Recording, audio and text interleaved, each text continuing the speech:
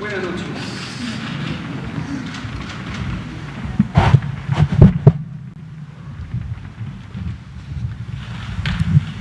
Muy buenas noches. ¿Qué tal? ¿Cómo están?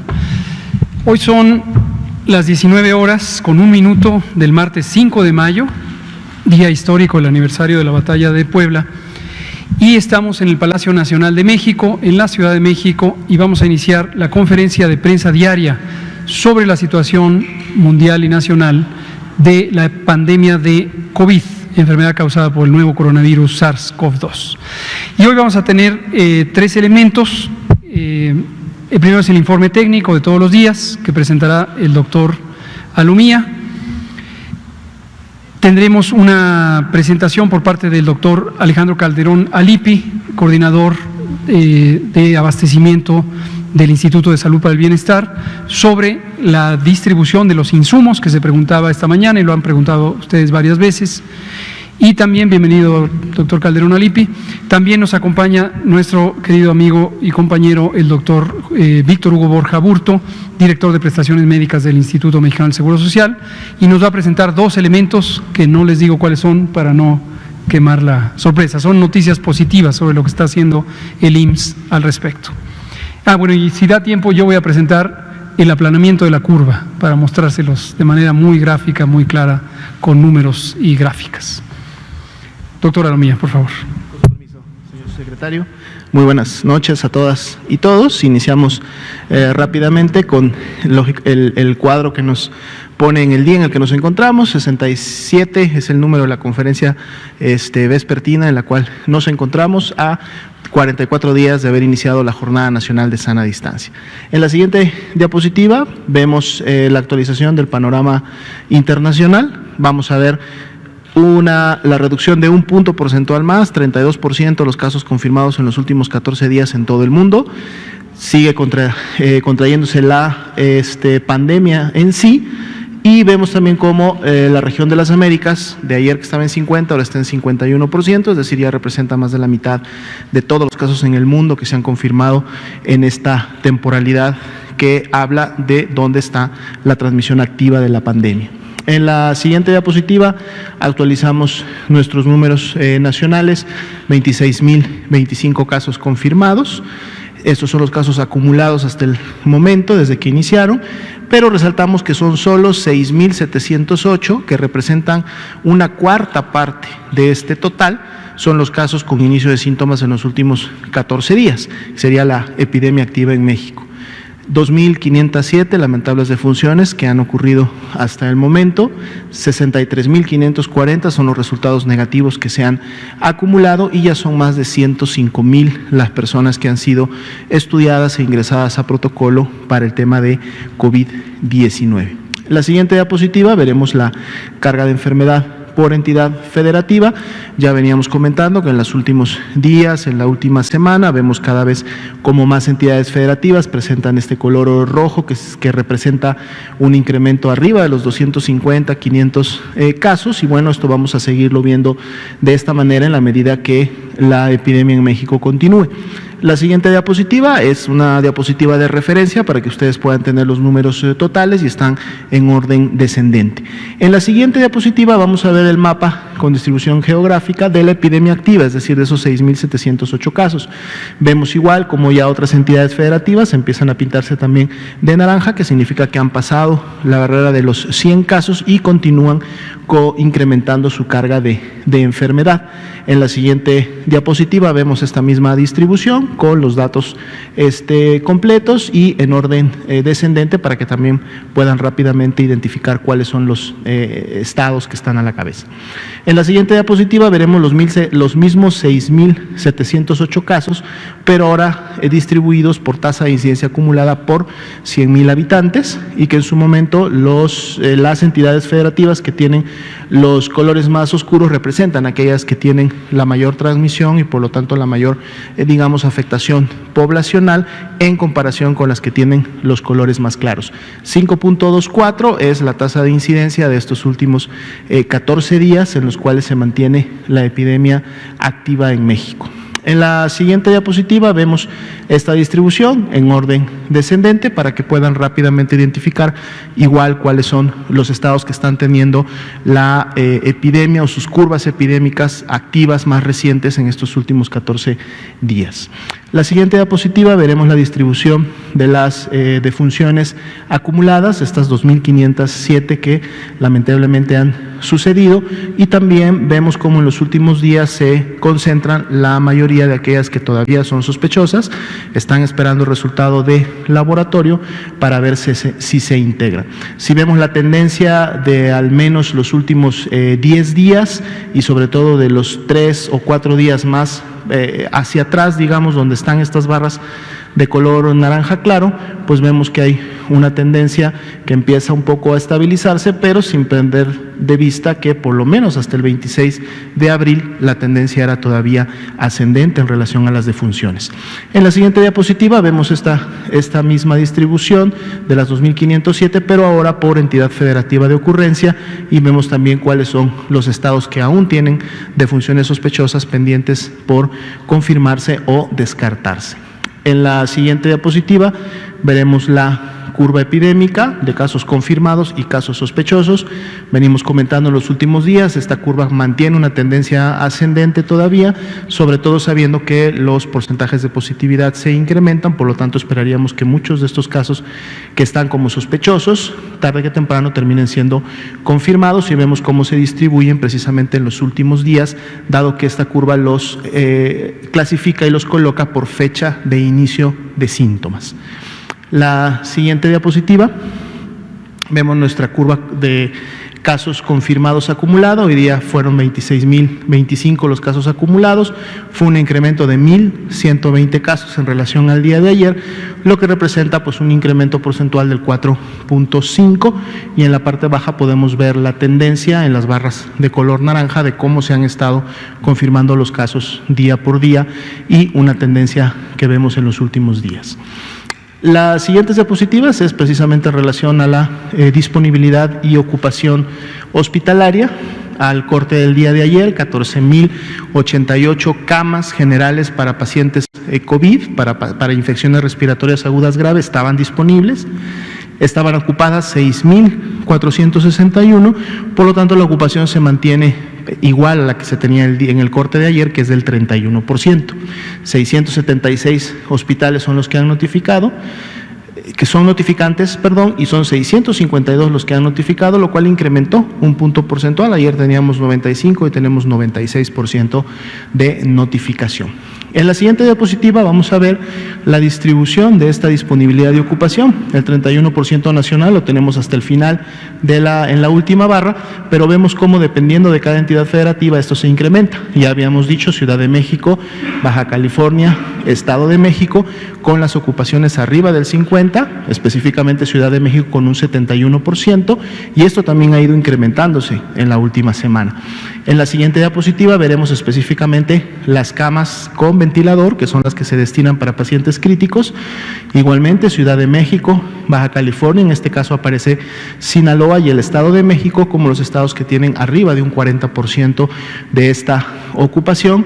25% es la ocupación nacional, es decir, que se distribuye entre todos los estados, y como pueden ver, la mayoría o más de la mitad de los estados en México todavía tienen una disponibilidad bastante amplia de este tipo de camas que son muy necesarias para los pacientes críticos. Sería la actualización para el día de hoy.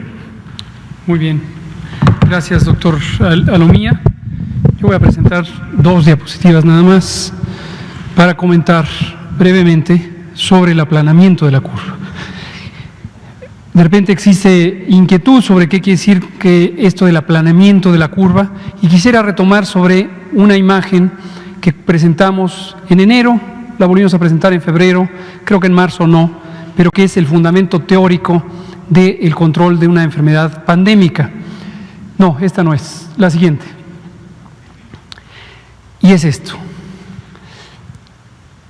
Esto es una curva epidémica. Una curva epidémica, como ustedes conocen muy bien, es una gráfica, es una representación visual de la ocurrencia de un fenómeno de interés en salud pública, concretamente en este caso de una epidemia.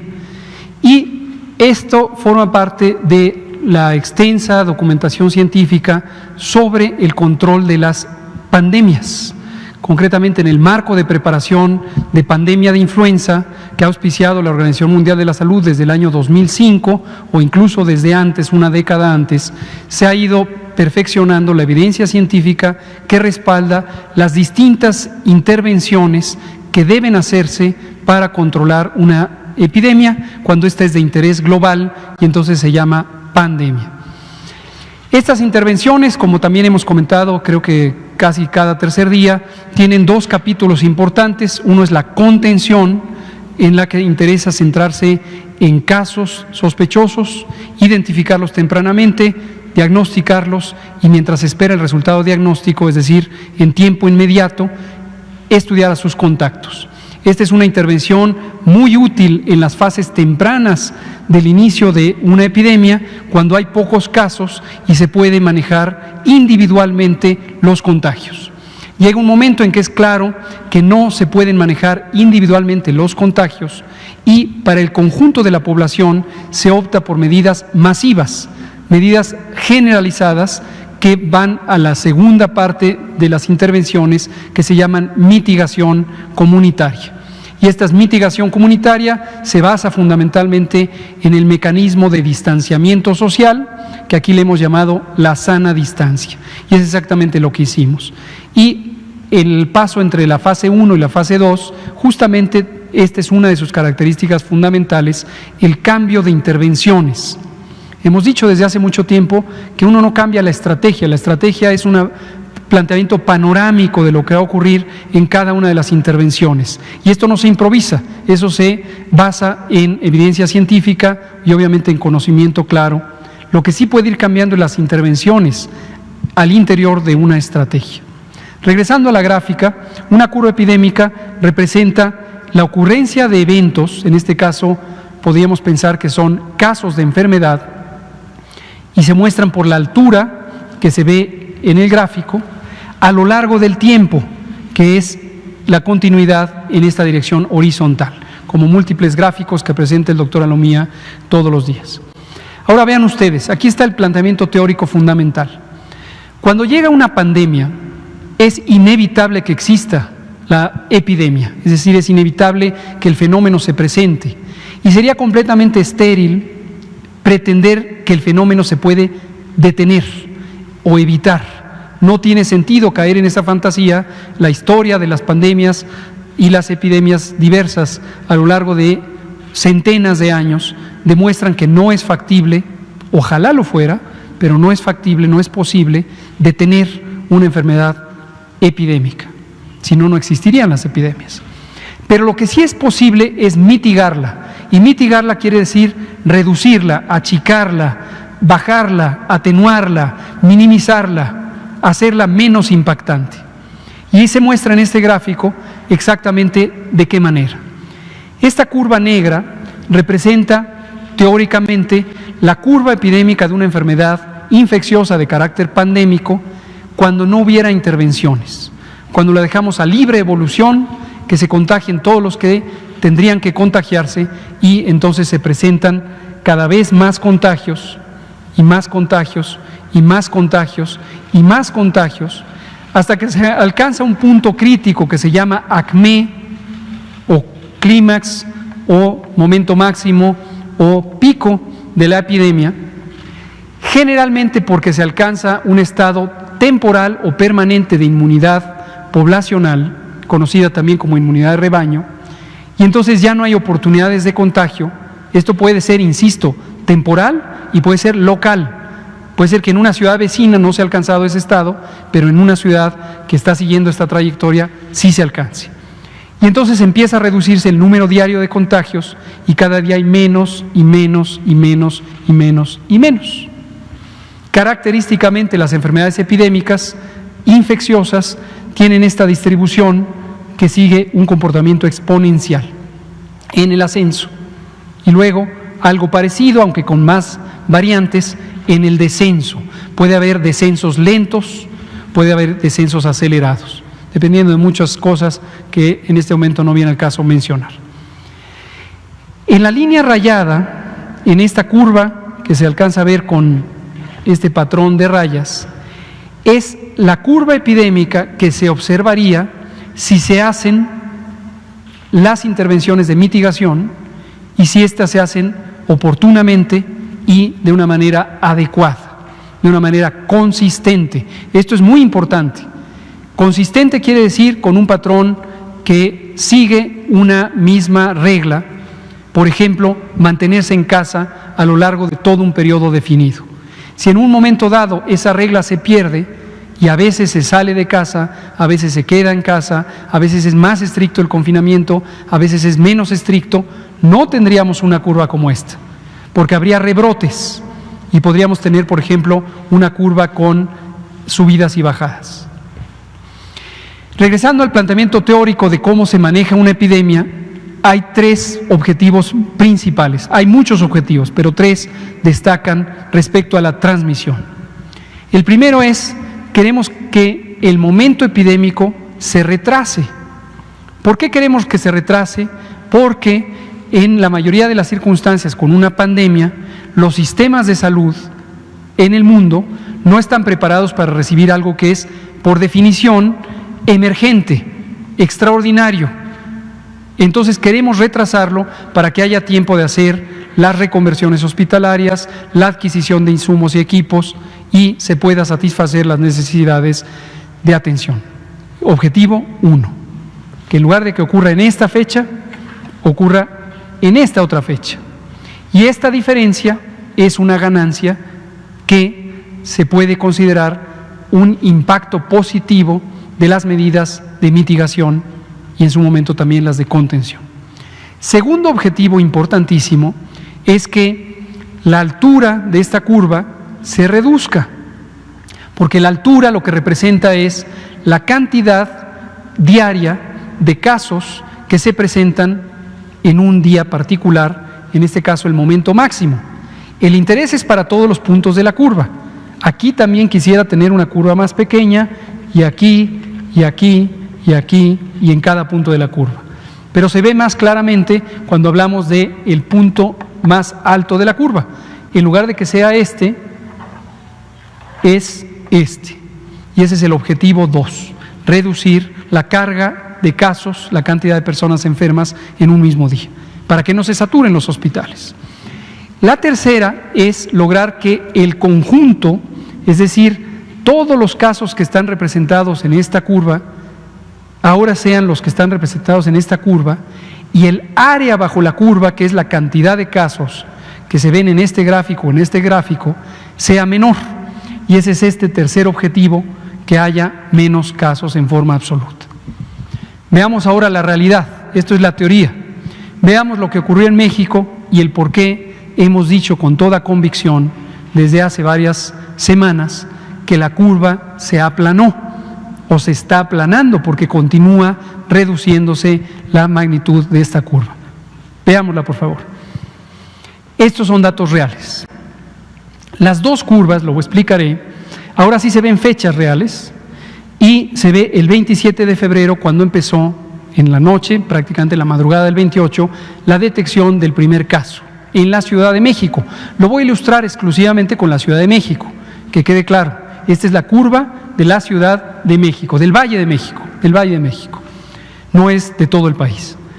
Y aquí está, ahora sí, números reales de casos, el tiempo, los casos.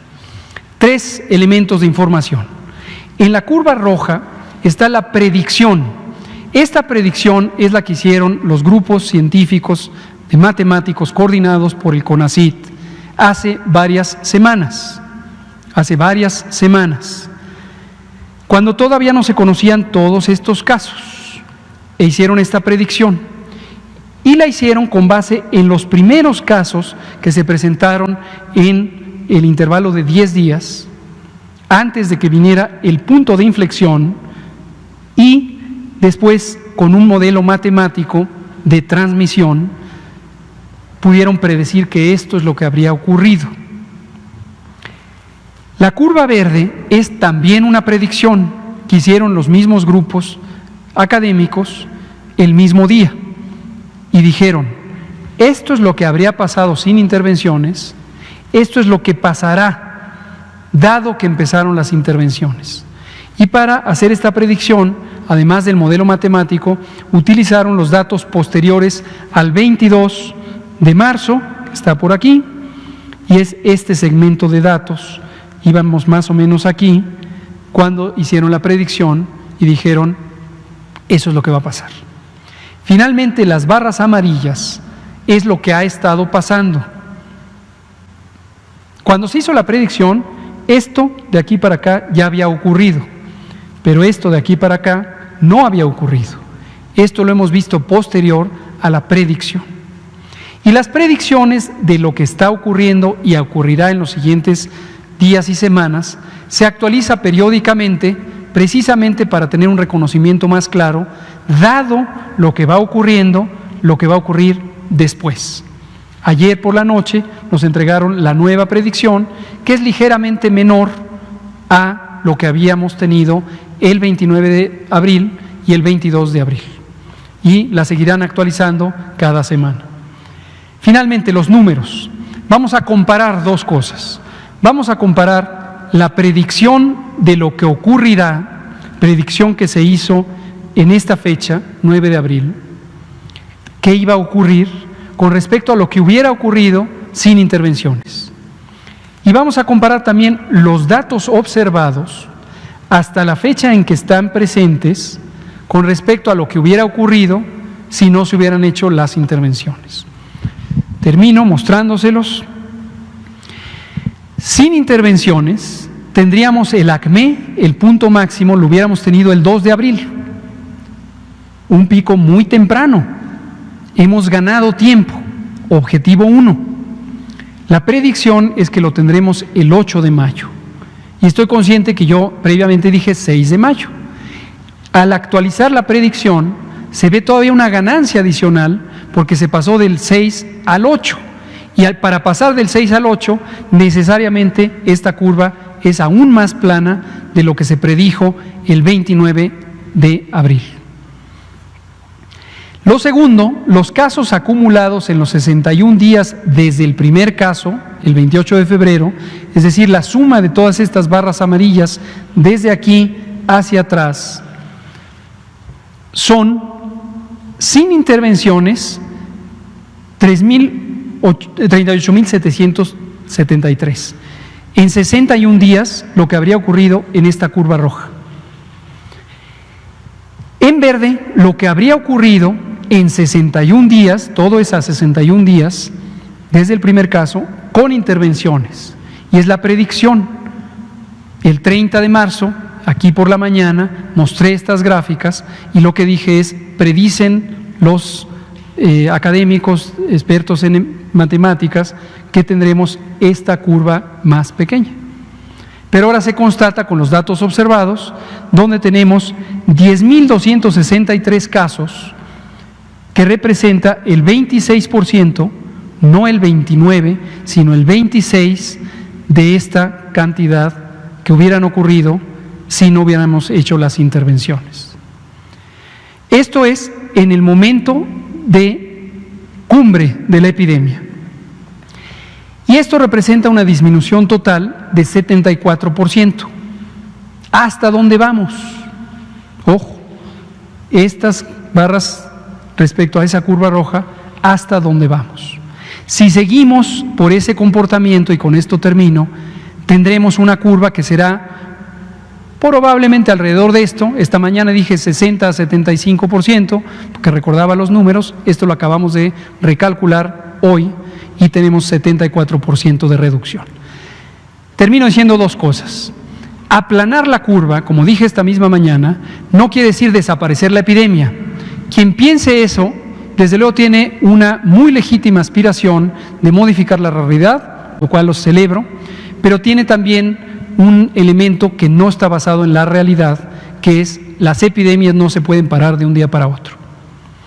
Y lo segundo es que esto ocurrirá, esta reducción se mantendrá por el resto del periodo epidémico si y solo si nos quedamos en casa. Así que quédate en casa, porque si tú te quedas en casa, si todos nos quedamos en casa la mayor parte del tiempo posible, nos mantendremos en esta curva y no en esta curva. Y esto lo estamos logrando todas y todos. Y por lo tanto agradezco a la sociedad mexicana que siga por esa conducta. Todavía nos falta más de la mitad del ciclo epidémico y hay que mantenernos en casa para que esto tenga un agotamiento de los contagios suficiente para que no se saturen los hospitales. Gracias. Le voy a pedir ahora al doctor Calderón Alippi, si es tan amable, de pasar al siguiente tema. Muchas gracias, subsecretario. Con su permiso, compañeros, buenas tardes a todos. A continuación les voy a dar a conocer la distribución que hemos hecho con las compras que se han realizado para atender la pandemia del COVID-2019. La siguiente, por favor. Agrupamos esta compra en 4 grupos principalmente, el cual consta de equipos de diagnóstico y laboratorio. De estos insumos que se adquieren, se envían directamente al INDRE, que es la institución que organiza todas las pruebas diagnósticas en el país, con ayuda de los laboratorios estatales. El equipo de protección del personal, que es el que más volumen nos genera, en este caso son 15 millones de piezas hasta el día de hoy. Insumos para higiene de manos y desinfección, que incluye gel, jabón líquido, cloro, todo lo que esté relacionado a desinfectar los sitios de trabajo de los profesionales y donde van a estar los pacientes. Y medicamentos. De medicamentos es el segundo grupo de mayor volumen, ya que un paciente que está internado en terapia intensiva consume muchísimos medicamentos. De ahí es el valor tan alto que tiene un día de estadía en una cama de terapia intensiva, porque todo el equipo que usa es equipo de alta complejidad y estos medicamentos, al ser controlados, son de alto costo. Esto se ha distribuido en el periodo del 30 de marzo al 4 de mayo, hasta el día de ayer, y se han distribuido 18.394.159 piezas en todo el país, incluyendo los hospitales que corresponden a la CINSAE, que es la coordinación de los institutos nacionales y hospitales de alta especialidad que están en algunos estados de la República. La siguiente, por favor. En esta diapositiva les muestro con mayor detalle cómo se han distribuido estos bienes. Les podemos poner que en la tabla de arriba son los bienes que se han adquirido de forma nacional, principalmente, y en la parte de abajo está el puente aéreo México-China, con donde están un avión. El primer avión que llegó fue de donación, trajo 50,000 pruebas y cubrebocas. De ahí se va desde el avión 1 hasta el avión 7, ha traído desde China equipo de protección para el personal, con una suma total de 8.151.000 piezas hasta el día de hoy. Tengamos el conocimiento de que este puente aéreo continúa. Realmente solo se ha traído un 15% a lo mucho de lo que se ha comprado, ya que está administrado para poder atender toda la demanda. La siguiente, por favor. En el equipo médico, esos son los principales equipos que se han adquirido, que son los ventiladores, los tan nombrados ventiladores adulto pediátrico, monitores de signos vitales, ambulancias, videolaringoscopios, oxímetros, camas de terapia intensiva, cama de hospitalización, y aquí están cómo se han repartido. Esto no es lo que se ha adquirido, se han adquirido mucho más, por ejemplo, de ventiladores, solo de ventiladores se han adquirido más de 3,000, monitores igual más de 3,000, y esto es cómo se han distribuido en la tabla de la derecha, donde también hacemos mención de lo que se ha donado a través de la beneficencia. Estas donaciones, hoy no les voy a mencionar quiénes son las empresas que han donado, pues porque no quiero dejar a nadie afuera, prefiero en otra ocasión hacer el listado y hacerle el reconocimiento a todas estas empresas en otro capítulo. La siguiente, por favor. Para continuar con el equipamiento médico, pues les comentamos que hoy acudimos al evento en Toluca, en el aeropuerto, donde llegó un avión de Estados Unidos con 211 ventiladores marca Hamilton que vinieron gracias a una negociación que hizo el presidente de México, Andrés Manuel López Obrador, con el presidente de Estados Unidos, Donald Trump. En este primer vuelo llegaron 211 ventiladores de 610 ventiladores que van a venir en este mes. Con estos ventiladores, 109 son para el INSABI.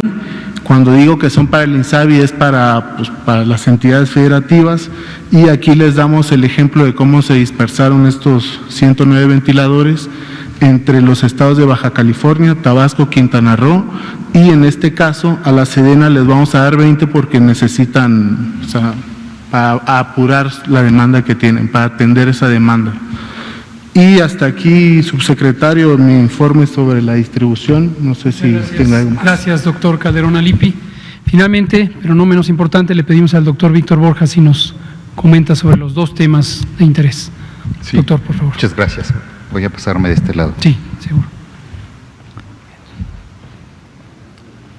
Vamos a comentar el día de hoy, la anterior, por favor, la de la calculadora de riesgo. Hemos hablado aquí previamente que la infección por el SARS-CoV-2 puede ser distinta en la población, pueden tener una enfermedad leve, puede haber entre estos leves algunos sujetos asintomáticos, y hay un grupo que puede ser muy importante, que son aquellos los que desarrollan la enfermedad grave.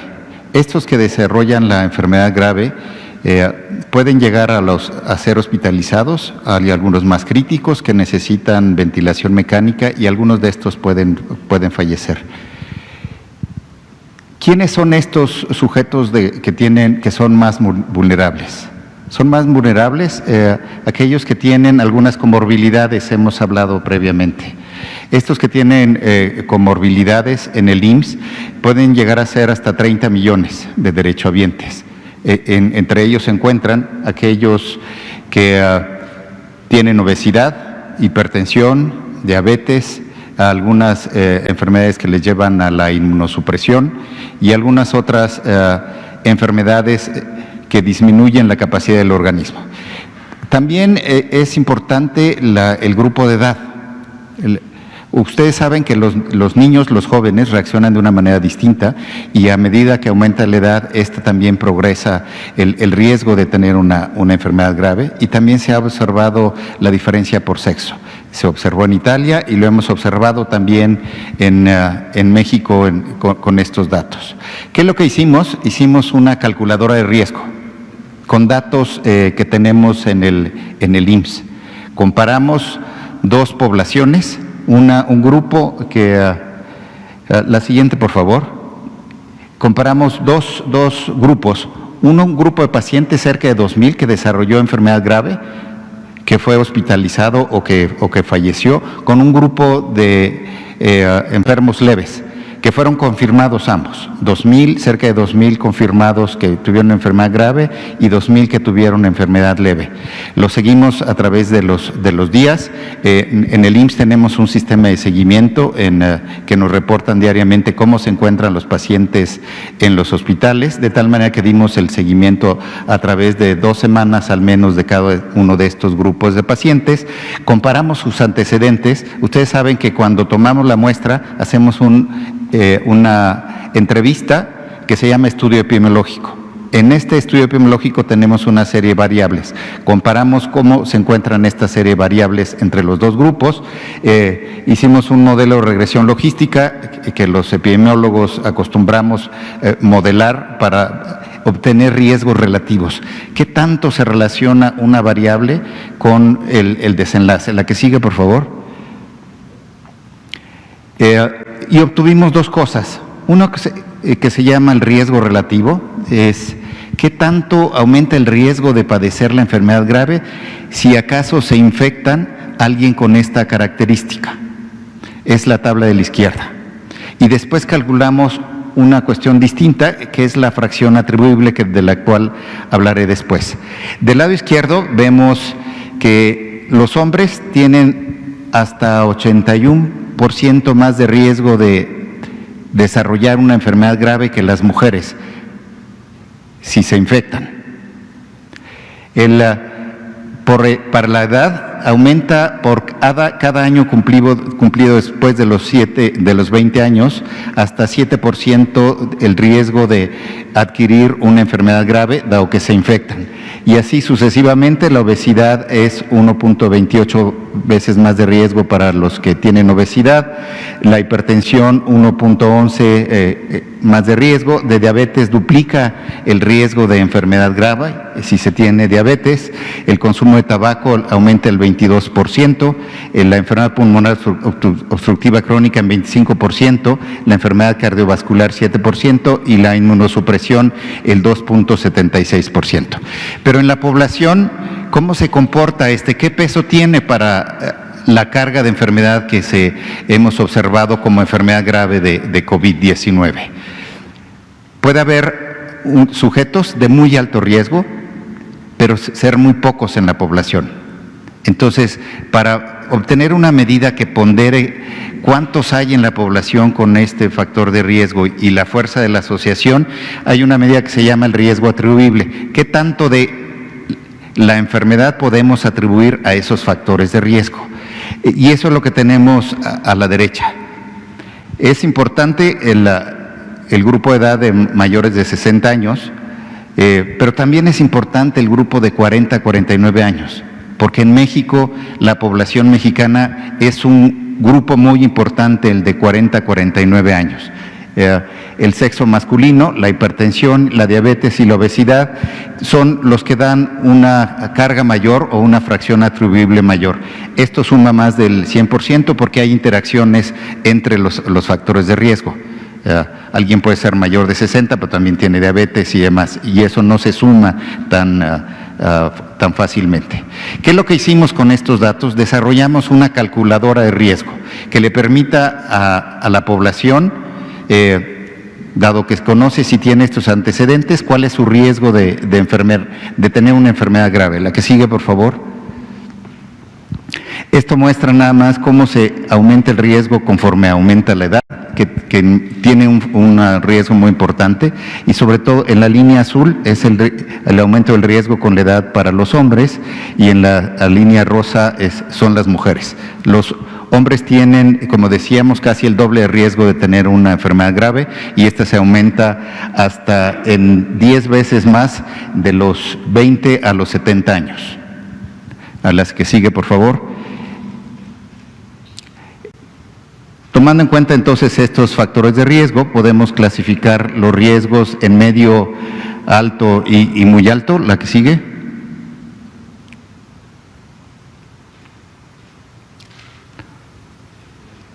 La siguiente. Desarrollamos esta calculadora de riesgo que se encuentra en la página del IMSS, o puede ser directamente accesado en el código QR con su celular, si alguno de ustedes lo quiere probar. Esta calculadora, entonces, la que sigue, les pregunta, vamos a dar 3 ejemplos. Este es el riesgo para una mujer de 25 años y da un riesgo del 12%, un riesgo medio para el desarrollo de una enfermedad grave. La que sigue, por favor. Este es para un hombre de 59 años de edad que tiene obesidad. Tiene entonces 3 factores de riesgo, dado que estamos considerando la edad alta, el sexo y la obesidad, y tiene un 77% de riesgo de desarrollar una enfermedad grave, y por eso lo ponemos en amarillo, como alto. La que sigue, por favor. Este es el otro ejemplo para un hombre de 65 años que tiene obesidad, hipertensión y diabetes, y además fuma, y tiene un riesgo muy, muy alto de desarrollar una enfermedad grave. La que sigue, por favor. Después de esto, la calculadora da algunas recomendaciones después de los cálculos. En el caso de riesgo muy alto, le decimos que esta es la población que se debe quedar en casa preferentemente. No deben salir. Deben de cuidarse mucho porque si adquieren el virus, van a desarrollar una enfermedad grave. Y esta es la población que queremos también que se cuide más en estos momentos, que no salga, que tenga mucho cuidado y que tampoco los demás llevemos el virus a la casa. Estos son los adultos mayores con algunas comorbilidades. La que sigue, por favor. Entonces pasamos a la siguiente. También en el instituto, después de desarrollar la calculadora, pensamos qué podemos hacer con estos sujetos que sabemos que son de riesgo, y que algunos de ellos vienen que son sintomáticos y que tienen una prueba positiva, pero no desarrollan una enfermedad grave o no la llevan en ese momento que nos hacen la consulta. Hicimos un proyecto que el director general del IMSS, el maestro Zoé Robledo, anunció. Este proyecto de expansión en el Autódromo Hermanos Rodríguez para atender el COVID-19. Aquí queremos llevar a estos sujetos de mayor riesgo, porque son los que pueden, aunque no hayan desarrollado la enfermedad, a lo largo de los días desarrollarla una neumonía o alguna complicación.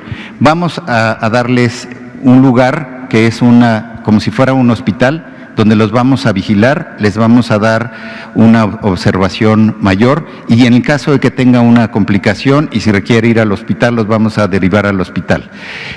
¿Qué hemos observado? Que los diabéticos que no están bien controlados, o los hipertensos que no están bien controlados, podrían controlarse mejor en un lugar como este. Es la siguiente, por favor, donde el cuidado en casa no podría ser el óptimo. En algunos casos viven solos los adultos mayores y los podríamos vigilar. Esta vigilancia estaría a cargo de médicos, en su mayoría serían médicos generales. El modelo de atención de los equipos de respuesta COVID sería más expandido. Tendríamos un médico especialista trabajando con 5 médicos, ya sea familiares o de otras especialidades, o médicos generales, y en total atenderían a 50 pacientes, que serían pacientes a quienes les controlaríamos la presión arterial, la hipertensión, o los estaríamos vigilando que no desarrollen la enfermedad grave. La que sigue, por favor. Hemos visto que hasta el 24% de nuestros pacientes requieren intubación, de aquellos que se hospitalizan. Estos creemos que podemos disminuir el número de pacientes que requieran la intubación si los controlamos al inicio y si los detectamos al inicio. Esta área va a tener 192 camas para hospitalización y 29 camas para cuidados intensivos si es que se agravan en ese momento. La que sigue, por favor. Vamos a tener un filtro de valoración inicial que se hará en las unidades de medicina familiar, en la atención médica continua o en la parte de urgencias de los hospitales. Aquellos que no requieran ser hospitalizados pero que son de alto riesgo, los enviaremos por sus propios medios o una ambulancia si no tiene los medios. Tendremos los pabellones respiratorios, el laboratorio rayos X, un sistema de distribución de gas medicinal, un área séptica, farmacia, cubículos de diagnóstico. La siguiente, por favor. Tendremos un área para los médicos, para la residencia médica, comedor, sala de espera, vestidores. La que sigue, por favor. Estos pacientes serían todos positivos a COVID. Entonces, el equipo de protección personal lo requieren también todos los médicos que estén ahí, porque son áreas aisladas de cualquier manera, y tendríamos entonces estos servicios hospitalarios de ambulancia, de alimentación, de recolección de basura, de ropería, servicio de hidratación para el personal de salud y el suministro de RPBI. La que sigue, por favor. Este es el diseño. Tenemos aquí 50 camas alrededor de un área central de enfermería y de médicos para el cuidado de los pacientes, como se tiene en las unidades de cuidados intensivos, que le da una visibilidad alrededor para ver lo que necesiten los pacientes. Eso es todo. Muchas gracias. Vamos a pasar el video que corresponde a esta unidad.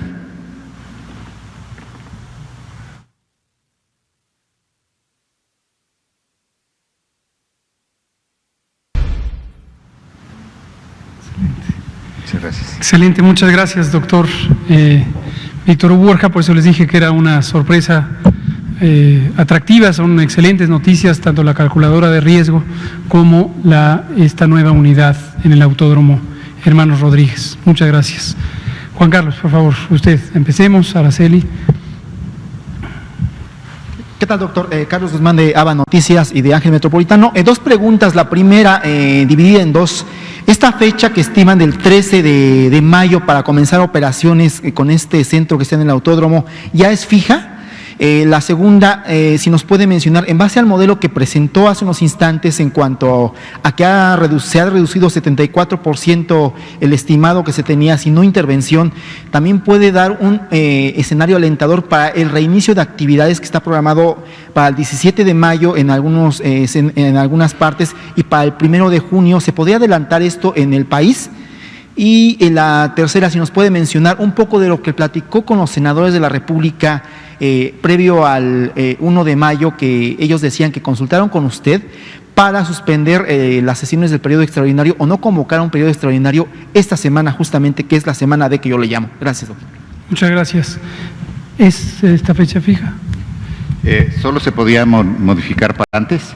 Vamos a hacer la apertura progresiva a partir del 13. Gracias, doctor. Sobre las otras dos situaciones, gracias, Carlos, por preguntarlo. La curva epidémica representa la intensidad de la transmisión día por día. Esto se refleja porque uno puede ver en el número de contactos el evento que ocurrió 7 días después, que es la transmisión. La transmisión es el contagio. Por eso la curva epidémica da información de manera casi directa sobre la intensidad de la transmisión. En un momento dado, si esta transmisión persiste, siempre existirá el riesgo de que a partir de los casos existentes de los últimos 14 días, por eso le damos tanto énfasis a estas personas infectadas en los últimos 14 días, hubiera más eventos de transmisión y propagación. Entonces, esta buena noticia de disminución, una disminución de 3/4 partes prácticamente en la magnitud de esta epidemia, debemos tomarla en dos sentidos por lo menos, con mucha cautela. El primer sentido, como un signo muy alentador del éxito que tiene México y que es atribuible, desde mi punto de vista, a la sociedad mexicana. Porque quien aplanó la curva fue la sociedad mexicana, fue cada una de las personas que voluntariamente, de una manera organizada, solidaria, decidieron quedarse en casa y decidieron no contagiarse ni contagiar a otros. Entonces creo que eso es digno de reconocimiento, de aprecio, de agradecimiento y de admiración. Pero no debe interpretarse como una señal de que podemos anticipadamente suspender las medidas. Si suspendemos las medidas de manera anticipada, lo que vamos a tener es un rebrote, vamos a tener un repunte nuevo de la epidemia. Por eso he dicho una y otra vez, sí y solo sí, nos mantenemos con estas intervenciones hasta un momento razonable en donde la cantidad de contagios se puede manejar de una manera semejante a la fase 1. Noten ustedes que si dividimos la curva epidémica en dos, es como verla con un espejo. Lo que ocurrió al inicio fue de subida, lo que ocurre después es de bajada, y los eventos de baja transmisión aquí en la fase 1 pueden ser comparables con los eventos de baja transmisión en la salida. Pero eso se tiene que hacer de una manera muy organizada. Eventualmente tenemos que hacer lo que llamamos desconfinamiento, la liberación de las actividades. No se puede mantener perpetuamente una sociedad en este estado de limitación de su movilidad en el espacio público. No se puede, porque aún las sociedades que son equitativas o más equitativas, definitivamente México no tiene una distribución justa de la riqueza, es una de las sociedades más desiguales en términos económicos y sociales, y aún en las que son más o menos igualitarias, no se puede, porque tiene consecuencias importantes. En una economía como la mexicana, en una sociedad que tiene al 50% de las personas viviendo al día, si nos mantenemos de esta manera, empezamos a causar graves y grandes daños a las personas, a su bienestar. Entonces, en todo momento, cada día, cada minuto del manejo de esta epidemia, desde la planeación, el 3 de enero, cuando empezó, tenemos estos dos elementos por considerar. Hoy tuvimos una nueva sesión semanal con las y los secretarios de salud de los estados, la tenemos todos los martes. El doctor Benítez, secretario de Salud de Hidalgo, y la doctora Gloria Molina de Tamaulipas, entre otras y otros, expresaron una inquietud que me parece totalmente adecuada, legítima, muy oportuna, que es cómo reconciliamos el mensaje del momento en que se termine la jornada nacional de sana distancia, el 30 de mayo, de origen está planeada para esa fecha, cuando algunas entidades federativas, es el caso de Hidalgo, es el caso de Tamaulipas, van a estar teniendo ascenso de su curva epidémica. Entonces, si aquí damos un mensaje a la nación diciendo, ya estamos en el pico, vamos para abajo, la sociedad tamaulipeca o de las ciudades en Tamaulipas o de Hidalgo o de las demás entidades no le hace sentido y le va a reclamar con toda razón a su secretaria o secretario. Entonces, ese señalamiento nos pareció absolutamente legítimo y lo que acordamos es, vamos a ir dejando claro que una cosa son las medidas generalizadas nacionales, muy oportunas, muy útiles, muy efectivas para hacer este control inicial de la epidemia, y otra situación diferente es que, como hemos dicho muchas veces, las ciudades del país tienen distintos momentos de epidemia. Entonces, todavía faltan muchas ciudades que van a tener su momento epidémico 1 semana, 2 semanas, 3 semanas, 6 semanas después de lo que ha ocurrido en la Ciudad de México, que fue la primera en tener la epidemia. Y lo vamos a hacer, ya lo estoy haciendo en este momento, dejando en claro, si usted vive en Tamaulipas, si usted vive en Hidalgo, si usted vive en Veracruz, si usted vive en Yucatán, sepa que, entre otras, en Morelos, por ejemplo, sepa que en su entidad federativa, en su estado, todavía falta, porque todavía va a existir un periodo epidémico en las distintas ciudades, igual que ocurrirá en varias otras. Ese es el mensaje que quiero dar en este momento. Gracias, Carlos. ¿La curva no se aplana de forma nacional? Es una excelente pregunta también. La curva no se puede dibujar a nivel nacional. Por eso es que no presentamos curvas nacionales. Y los propios matemáticas y matemáticos nos lo recomendaron, como epidemiólogos lo sabemos, porque en realidad, si pensáramos en la curva de todo el país, que si hubiera una posible curva nacional, está compuesta de curvas pequeñitas, medianas y grandes al interior, que son de las distintas localidades. Imaginen ustedes que México fuera un continente y que estamos viendo la curva de un país, la curva de otro país, la curva de otro país. No están sincronizadas, ocurren a distintos tiempos. Entonces, en realidad, no se puede considerar una sola curva. Al final del día, si sumáramos todos los casos, podemos desde luego graficar la curva y la vamos a ver que va a estar mucho menor que lo que hubiera ocurrido sin intervenciones. Así como la movilidad varía entre los estados, y hemos presentado, mañana toca presentar la estadística de movilidad. También la curva epidémica en algunos estados habrá reducido 74%, como en la Ciudad de México, quizá en Tijuana es otra cantidad, quizá en Villahermosa es otra cantidad, en Cancún es otra cantidad. Y las podemos ir presentando para ver este fenómeno también. Gracias. Creo que nos queda tiempo de una pregunta corta. Bianca Aguirre.